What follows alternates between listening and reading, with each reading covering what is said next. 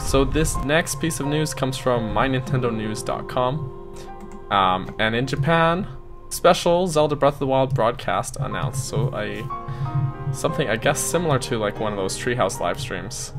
But in Japan at 9 p.m. on December 12th, there will be a special event broadcast. It's not really clear yet whether it'll be about the second DLC or if it's just going to reveal that at the Game Awards or what's going to happen. But yeah, it's a really short article, and their source is actually funny. Their source links to Zelda Universe. Oh, does it? Yeah, and their source, Zelda. If we follow the rabbit hole a little farther, Yes, go down this rabbit Zelda hole. Universe's source. Oh, actually goes to Nintendo Japan's website. Okay, so that's a reliable source. Which I can't read this website because it's all in Japanese. Well, actually, if you use Translate, it says, "Hello everyone, Hero P in charge of advertisement.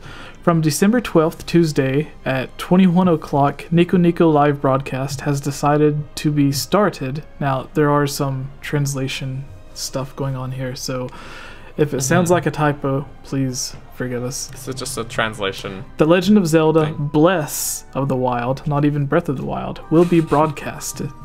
In the program, I will introduce Ichiro Mizuki, a singer who has cleared all of the temples of trial with the Legend of Zelda series for the first time, and will introduce the charm of this work again with progression of voice actor Raruko Aoki. Don't know how to pronounce that. Also in the program, I will introduce Adventurous Memories as Voices of Adventures. Your voice is recruited on the official website of Breath of the Wild. We look forward to a lot of your application. Voices of Adventure will be introduced from among these posted by December 8th, Friday. Voices of Adventure.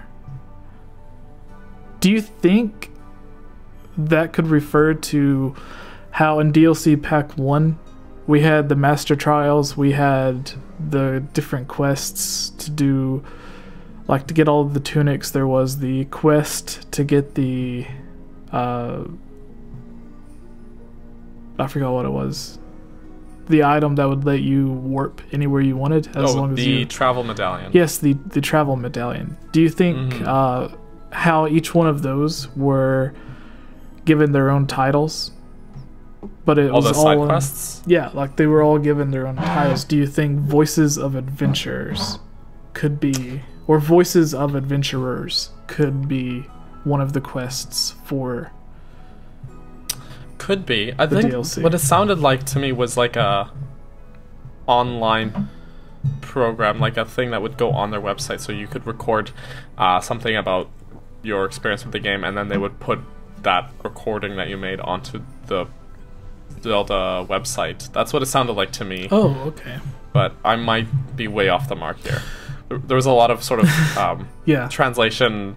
Even the title of the game was mistranslated. Bless of the Wild. So Bless of the Wild.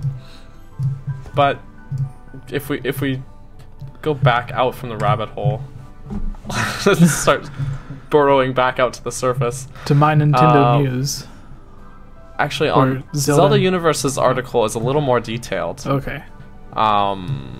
They say a live broadcast will be held. Nico Nico. The event will be this time. Show will feature a segment called Player's Voice, which will have hosts Ichiro Mizuki and Ruriko Ayoko. Oh yeah, I can't. I'm sorry. I'm butchering these Japanese names. They're sharing fan-submitted messages, stories, and memories about their times with the game. No further details regarding what might be shown during this special event have been shared at this time. It's unlikely that we won't know anything until the broadcast hits the air. Okay, so... yeah, so it's a fan submission. Zelda Universe keeps referring to it as Player's Voice, but then the Japanese website said Voices of Adventure, so... I'm assuming that's the same thing. That's what that meant. Just bad translation. Yeah. Interesting. And it says just saying they hope. That Zelda Universe says they hope they share new information and footage from the Champions Ballad. Now, my educated guess on this is that we will get a trailer at the Video Game Awards, and then a few days later, during this Breath of the Wild live segment they're doing, they'll go more in depth on the Breath of the Wild, similar to what they did before at, was it at E3?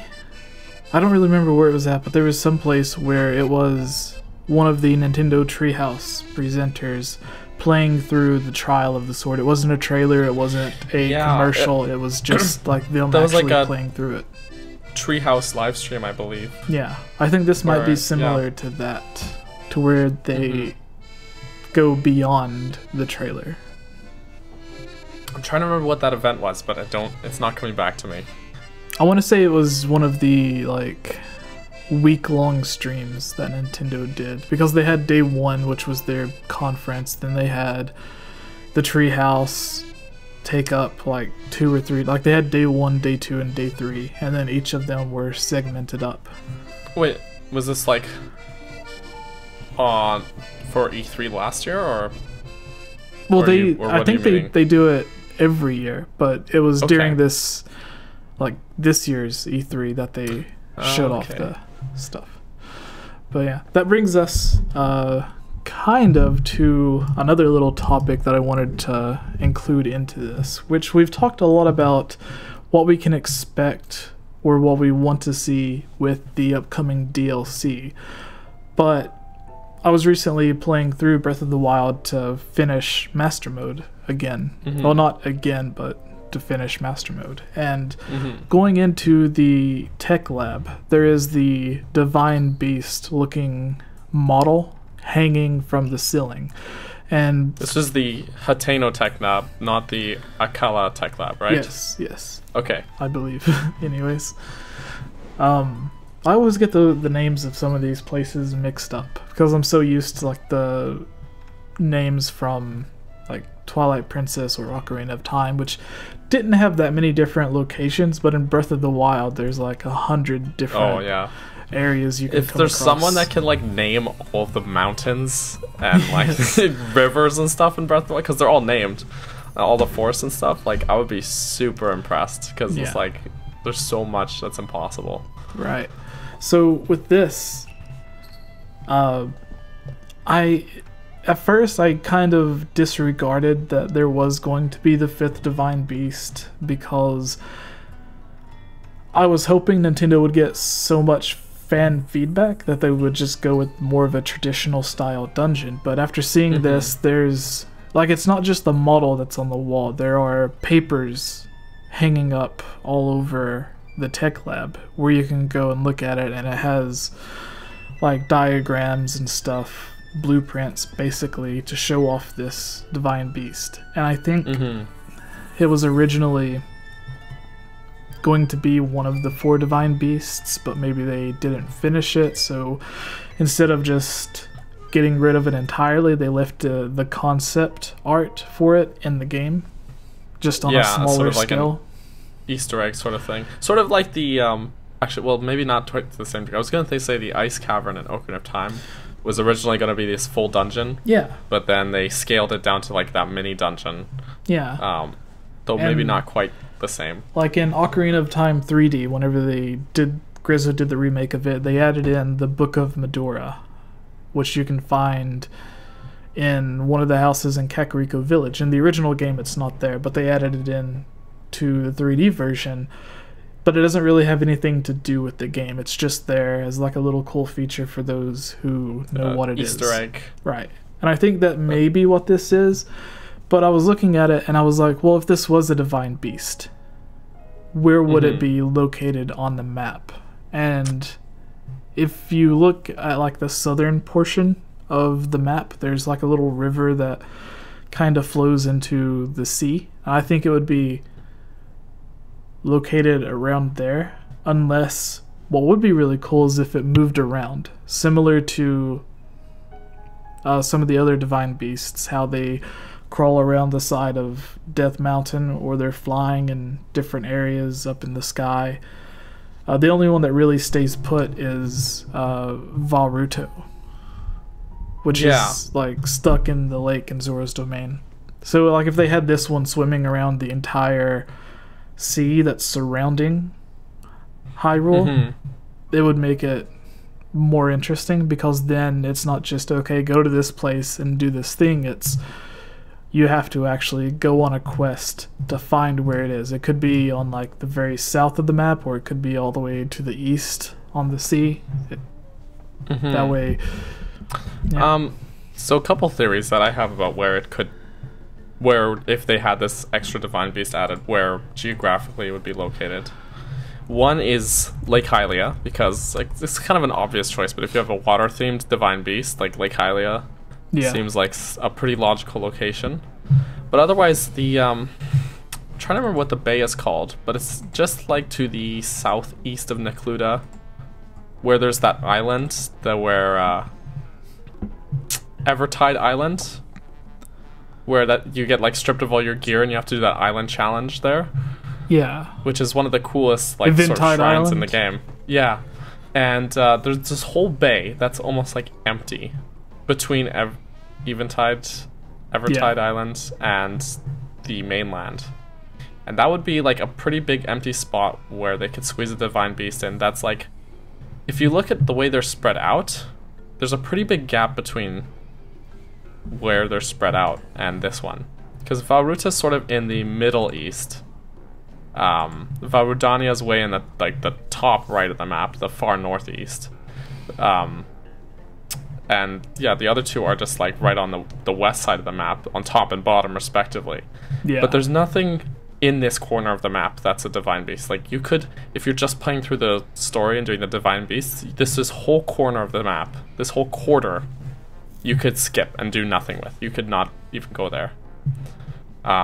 So to fill that space out would be good incentive to explore more in that area if you're just doing like quest stuff, right? Yeah, like there's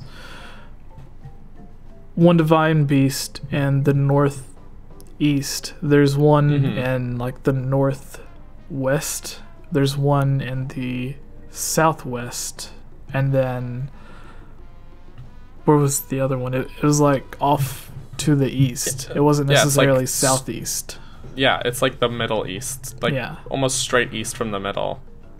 So it's like, just if they're trying to just spread things out more, that seems like a good spot to put it. I don't know. Yeah. Or maybe more on the south middle side, but I feel like that bay is like a nice open space where they could put it in without disrupting anything else in the map, you know? Yeah. And there are text in the game which states that the pillars around the castle are where the divine beasts were held, or parts for the divine beasts were held.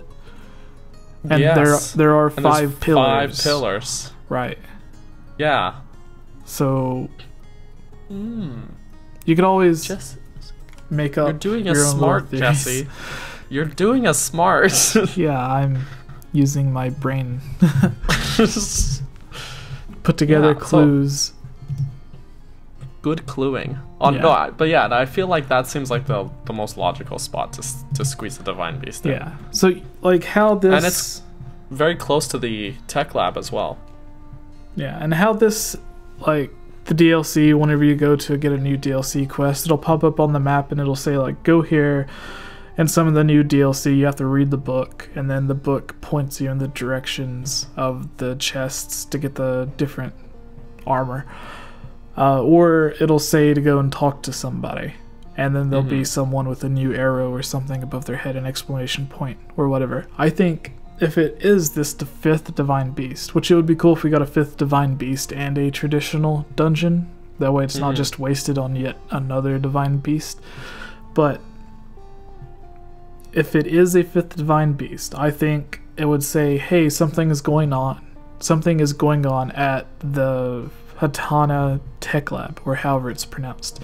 You go there, and then the scientist girl, whatever her name is, I forgot, has the exclamation point or whatever above her head, and you talk to her, and then she explains the story of the well hanging on the wall. So yeah, That's just my guess. I don't know. Well, I think like that feels like a good, pretty sound theory to me. So yeah, what are your since we've talked so much about the DLC, what are your expectations? Like when it starts, what do you think the beginning of the quest is going to be? Because it's not going to be, here's the new dungeon, here's the new divine beast, go straight to it. It's going to be like, you have to get into a quest to find it. So where do you think it's going to lead to first? You know, that's tough, man. I feel like, yeah, the tech lab seems like a pretty logical starting point. It would be really cool to get a new rune ability at the tech lab that you'll need to use to get to this divine beast. I think that would be really cool. Like swimming underwater? Yeah, maybe like it gives you like a... to breathe underwater? Yeah, like something like that. And then you could use the Zora armor, which is already in the game. Maybe improve that somehow. But yeah, like if they added underwater swimming, I wonder if that would be too much, because there's so much water in the game already that they would have to like possibly change the coding to. I'm not a game developer, so I don't know how it would work. There's not really much under the water anyways. Yeah. So it's like there are the different like treasure chests and stuff that you can lift out of the water. But there's nothing worth looking for unless they give like maybe 5 or 10 new shrines that can be found by going under the water. That would be really cool. Oh, and then along with the rune, it would be cool if they gave you like a new set of armor, being the iron boots. Yes. But then everybody would be getting their water dungeon that they love so much. You know, I unpopular opinion, I love water dungeons in Zelda games. I actually really like them. And most people just like hate them, and they hate me for saying that I love them, but they're like really puzzle based, and I like that challenge. I like that. But yeah, something I wanted to note was that if we did get something like iron boots that would let you sink right to the bottom of all the water areas, some of those areas are like very deep. Yeah. And I only know this because there was a couple times where this has happened, where I've dropped a sword or something, or an enemy's dropped a weapon that I wanted and it's fallen onto the water. So I've been trying to use like magnesis to pull it out from the bottom of the water where it's sunk. And like some of those areas are super deep, and there's different levels of elevation and different levels of that depth. So they have built physics in those areas of the water, with varying levels of depth and everything. So maybe it wouldn't be too complicated to just add the ability for Link to go down there. I don't know. If there's anyone that knows how to ROM hack that business, I want to know the answer. I don't think it would be too complicated for them to do, but that's just my thoughts. I just wonder because it's an area where you can't already go and explore, if there was like a whole swath of debugging that they'd have to do. Yeah. Otherwise, like, can you imagine like getting this ability and going into the game and then it's like super glitchy whenever you start swimming? You know, that would suck. So all right, it's a thought. Moving on to our third piece of news.